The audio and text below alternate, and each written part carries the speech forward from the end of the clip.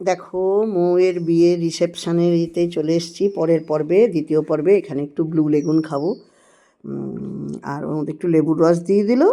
আর আমি sugar add করতে দিইনি।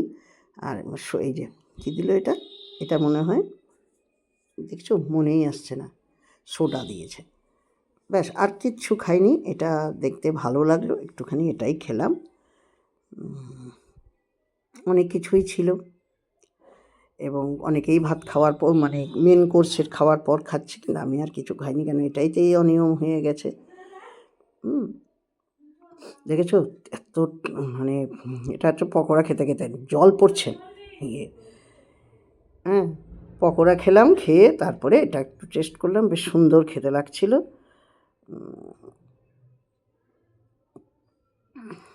একটা দিন দুদিন একটু মাঝে মাঝে অনিয়ম হয়ে যায়। তোমার কাকু পাশে ছিল, কাকু ওখানে পকোড়া খাচ্ছিল,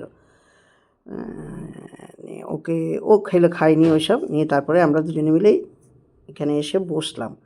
উপরে শেড আছে, একটু ঠান্ডা ঠান্ডাও ছিল, তো বিয়েবাড়ির লোকজনের মধ্যে খারাপ লাগছিল না। আমরা এখানে বসে বসে একটু ফাংশানও দেখছিলাম, আর একটু পকোড়া টকোড়া খাচ্ছিলাম বসে। অবশ্য পকোড়া খেয়েছি 2 পিসই, chicken pakora, 2 piece veg pakora.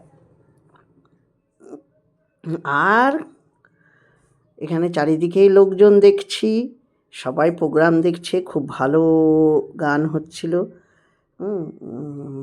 বেশ খুবই ভালো লাগছিল। আর এই গানের সাথে সাথে অনেকে একটু ড্যান্স করছিল ছোটোখাটো। এই যে মেয়ের মা, মেয়ের জেঠিমা, ওরাও চা খাচ্ছে।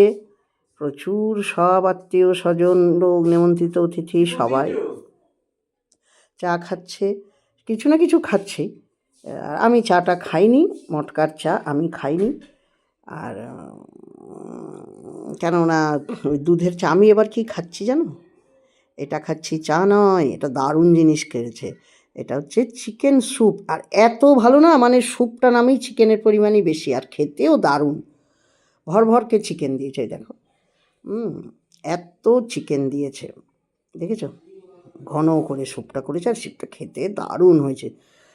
আর একটু বেশ ঠান্ডা ঠান্ডায় না, খুব ভালোও লাগছিল। আর এইখানে এই কার্পেটের এখানে না হাঁটতেও ভয় লাগছে। একটু ঝুনুইকেও ক্যামেরার মধ্যে নিয়ে নিলাম, ঝুনিকে।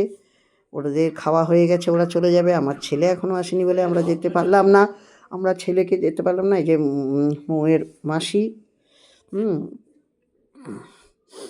এদের সঙ্গে আমাদের আগেই আলাদা একটা সম্পর্ক।